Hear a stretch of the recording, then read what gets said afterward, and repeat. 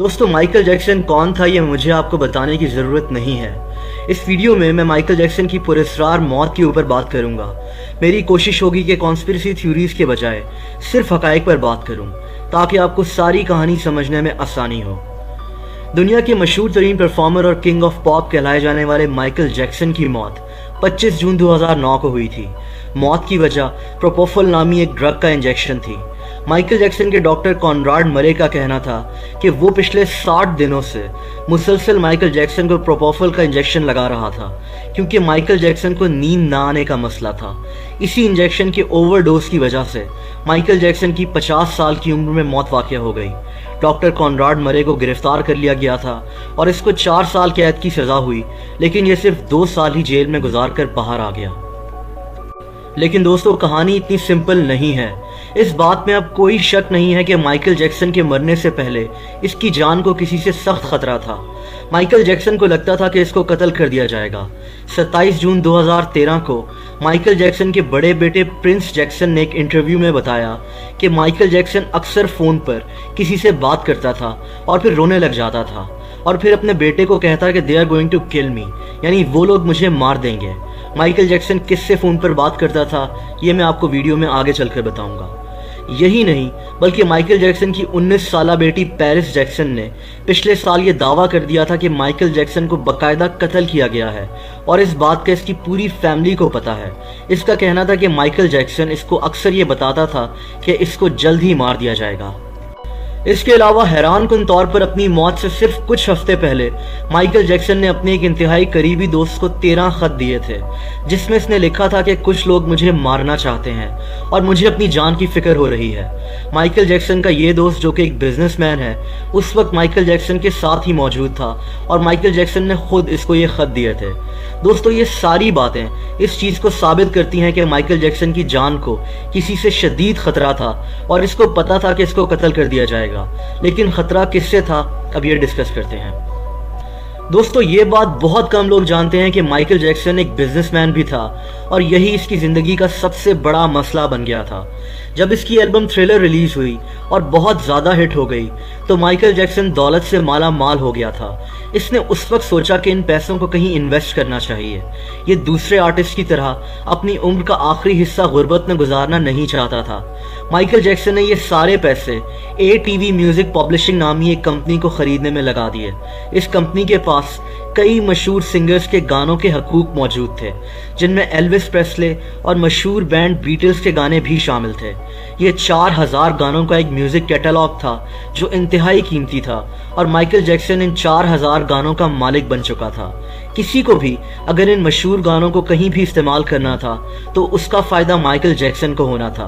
1984 में, यानी 1984 में, माइकल जैक्सन ने ATV म्यूज़िक पब्लिशिंग को $47.5 मिलियन में ख़रीदा, जो कि एक बहुत बड़ी रकम थी।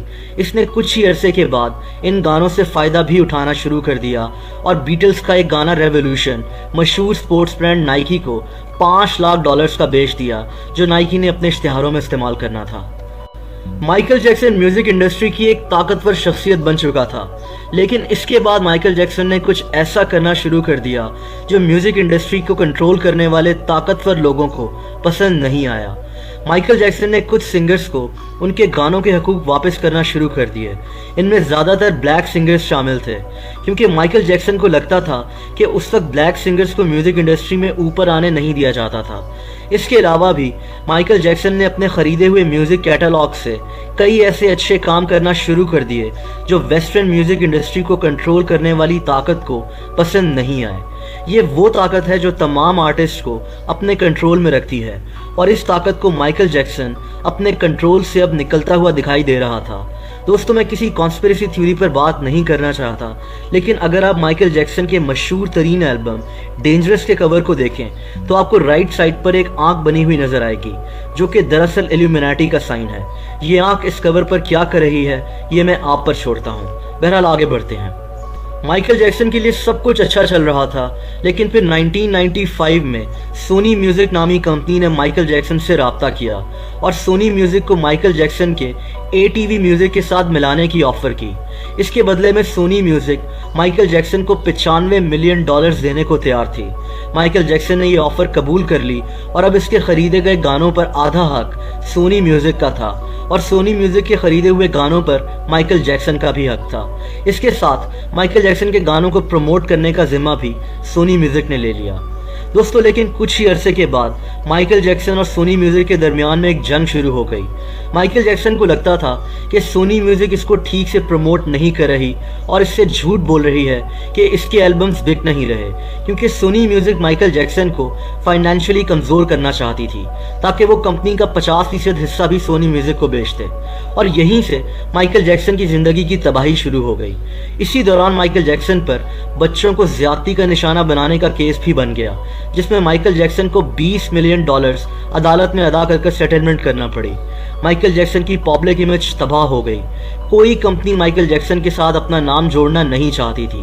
مائیکل جیکسن فائنینشلی بھی کافی کمزور پڑ گیا تھا۔ مائیکل جیکسن اس دوران یہی کہتا رہا کہ یہ اس کے خلاف ایک سازش ہے اور اس کا ذمہ دار اس نے سونی میوزک کے مالک ٹومی موٹولا کو ٹھہرایا۔ یہاں تک کہ اس نے کئی ریلیز بھی سونی میوزک کے خلاف نکالی اور اس کے مالک ٹومی موٹولا کو شیطان قرار دے دیا۔ دوستو اصل فساد کی جڑ ہی وہ میوزک کیٹالاگ تھا جس میں اب لاکھوں قیمتی گانوں کے حقوق شامل تھے، جو آدھا مائیکل جیکسن کے پاس تھا اور آدھا سونی میوزک کے پاس۔ سونی میوزک مائیکل جیکسن سے وہ آدھا میوزک کیٹالاگ بھی خریدنا چاہتی تھی جس سے مائیکل جیکسن کافی آرٹسٹ کی مدد کر رہا تھا، اور اسی وجہ سے میوزک انڈسٹری کی کئی طاقتیں مائیکل جیکسن سے ناخوش تھیں۔ اسی دوران مائیکل جیکسن نے اپنا ایک گانا "They Don't Really Care About Us" بھی ریکارڈ کرایا۔ یہ گانا مائیکل جیکسن نے دراصل میوزک انڈسٹری پر حکم چلانے والی اسی طاقت کے خلاف بنایا تھا۔ مائیکل جیکسن اس دوران شدید قرضے میں بھی ڈوبتا جا رہا تھا، حالانکہ یہ ابھی بھی سونی میوزک کا آدھا مالک تھا، لیکن مائیکل جیکسن اپنی ملکیت بیچنے کے لیے تیار نہیں تھا۔ اسی دوران مائیکل جیکسن کو AEG نامی ایک انٹرٹینمنٹ کمپنی کی طرف سے ورلڈ ٹور کرانے کی آفر کی گئی۔ اس ورلڈ ٹور میں 10 شوز شامل تھے اور ان شوز سے اچھی خاصی آمدنی ہونی تھی جو مائیکل جیکسن کو فائنینشلی مضبوط کر دیتی۔ مائیکل جیکسن نے شدید پریشر میں یہ کانٹریکٹ سائن کر لیا، لیکن پھر AEG کمپنی نے اس سے 50 شوز کرانے کا مطالبہ کر دیا۔ مائیکل جیکسن نے صاف انکار کر دیا۔ اس کی صحت بھی اچھی نہیں تھی اور اس کی بہن لاٹویا جیکسن کے مطابق مائیکل جیکسن کو یہ بھی لگتا تھا کہ اس کو سٹیج پر ہی قتل کر دیا جائے گا۔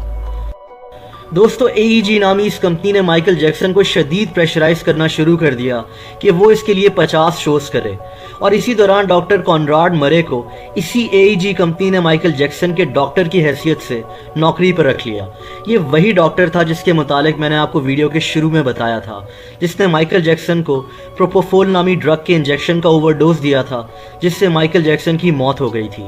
پروپوفول نامی یہ ڈرگ الیگل تھا، یہ ہاسپٹل کے باہر جا ہی نہیں سکتا تھا، لیکن ڈاکٹر کانراڈ مرے نے مائیکل جیکسن کو یہ انجیکشنز لگانا شروع کر دیے۔ مائیکل جیکسن کو بھی ان انجیکشنز کی لت پڑتی گئی۔ یہاں سوال یہ پیدا ہوتا ہے کہ ڈاکٹر کانراڈ مرے نے یہ خطرناک ڈرگ کا انجیکشن مائیکل جیکسن کو کیوں لگانا شروع کیا؟ دوستو کچھ لوگوں کے نزدیک ڈاکٹر کانراڈ مرے صرف ایک پیادہ تھا اور اس کے پیچھے وہی طاقتور لوگ تھے جن سے مائیکل جیکسن کو خطرہ تھا۔ جیسا کہ میں نے آپ کو بتایا کہ یہ طاقتور لوگ مائیکل جیکسن سے اس کے گانے اور میوزک کیٹالاگ خریدنا چاہتے تھے، اور شاید اسی کی وجہ سے مائیکل جیکسن پر مختلف کیسز بھی بنوائے گئے جن کی وجہ سے اس کی امیج کی دھجیاں اڑا دی گئی تھیں۔ یہ گانے اور میوزک کیٹالاگ مائیکل جیکسن کے لیے جان کا خطرہ بن چکے تھے۔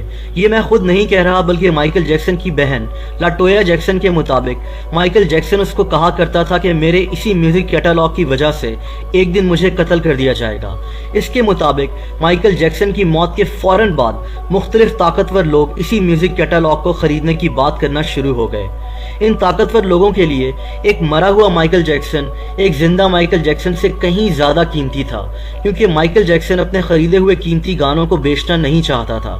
یہ بات مائیکل جیکسن اپنے قریبی لوگوں کو بھی بتایا کرتا تھا۔ دوستو ویڈیو کے شروع میں نے آپ کو بتایا تھا کہ مائیکل جیکسن فون پر کسی سے بات کر کہتا تھا کہ یہ لوگ مجھے مار دیں گے۔ اس کے بیٹے پرنس جیکسن کے مطابق مائیکل جیکسن دراصل AEG کمپنی کے مالک رینڈی فلپس سے فون پر بات کر کے کہتا تھا کہ یہ لوگ مجھے مار دیں گے۔ وہی AEG کمپنی جو مائیکل جیکسن کو 50 شوز کرنے پر مجبور کر رہی تھی اور جس نے ڈاکٹر کونراڈ مرے کو مائیکل جیکسن کا ڈاکٹر رکھا تھا۔ مائیکل جیکسن کا قیمتی میوزک کیٹالاگ اس کے مرنے کے بعد اس کی اسٹیٹ کو چلا گیا، جس میں اس کی ماں اور اس کے بچوں کا حصہ تھا۔ حیرت انگیز طور پر مائیکل جیکسن جس سونی میوزک کمپنی سے شدید نفرت کرتا تھا، مائیکل جیکسن کے مرنے کے صرف 9 مہینے کے بعد اس کا میوزک کیٹالاگ سونی میوزک کو ہی بیچ دیا گیا، اور اس کے ساتھ ساتھ مائیکل جیکسن کے وہ گانے جو ریلیز بھی نہیں ہوئے تھے ان کے حقوق بھی سونی میوزک کمپنی کو بیچ دیے گئے۔ شاید اسی لیے مائیکل جیکسن کہتا تھا کہ ان طاقتوں کو میرے زندہ رہنے سے زیادہ میرے مرنے کا فائدہ ہے۔ دوستو سوال یہ ہے کہ مائیکل جیکسن کی اپنی بیٹی پیرس جیکسن کا ایسا کیوں کہنا ہے کہ اس کی فیملی کو پتا ہے کہ مائیکل جیکسن کو کیوں قتل کیا گیا؟ کیا مائیکل جیکسن کی موت کی وجہ اس کا میوزک کیٹالاگ بنا جس میں لاکھوں قیمتی ترین گانے شامل تھے؟ اس میوزک کیٹالاگ کو سونی میوزک کو کیوں بیچا گیا جس سے مائیکل جیکسن شدید نفرت کرتا تھا؟ اور کیا ڈاکٹر کونراڈ مرے کو دراصل اسی لیے مائیکل جیکسن کا ڈاکٹر بنایا گیا تھا؟ یہ فیصلہ میں آپ پر چھوڑتا ہوں۔ دوستو مجھے امید ہے کہ آپ کو یہ ویڈیو پسند آئی ہوگی۔ ویڈیو کو لائک اور شیئر ضرور کیجئے گا، اور اس چینل کو بھی سبسکرائب کر دیں۔ اس کے ساتھ اس بیل آئیکن کو بھی کلک کر دیں تاکہ اس چینل کی ساری نئی ویڈیوز کا نوٹیفیکیشن آپ کو ملتا رہے۔ اپنا بہت خیال رکھیں۔ اللہ حافظ۔